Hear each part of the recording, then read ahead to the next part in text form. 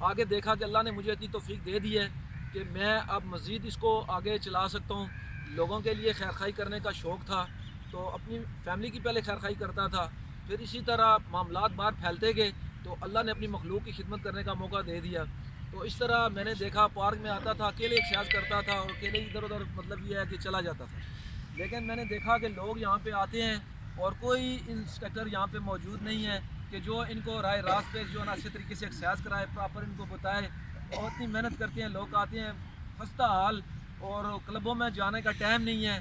صبح مارننگ میں جو ہے نا، صبح آپ دیکھتے ہیں سورج کا چڑھنا، اوپر اتنا پیارا اللہ کا قدرتی نظام ہے، صبح ٹھنڈی ہوا ہوتی ہے، آکسیجن تازہ ہوتا ہے، سارا دن گاڑیوں کا اتنا پولوشن ہوتا ہے، ہر طرف آپ نے دیکھا ہے ڈسٹ مٹی۔ اب جو آپ کے سامنے مسائل آ رہے ہیں، اب ہر بندے کو کھانسی، نزلہ، بخار، یہ کس وجہ سے؟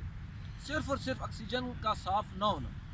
اگر آکسیجن صاف ہوگا، آپ لوگ تھوڑا سا مارننگ میں اٹھیں، اللہ کے حضور جھکیں، نماز پڑھیں اور اللہ کے احکامات کو پورا کرتے ہوئے اٹھیں گے، تو انشاءاللہ آپ کے ساتھ فرشتے ہوں گے، آپ کے ساتھ نگہبان ہوں گے۔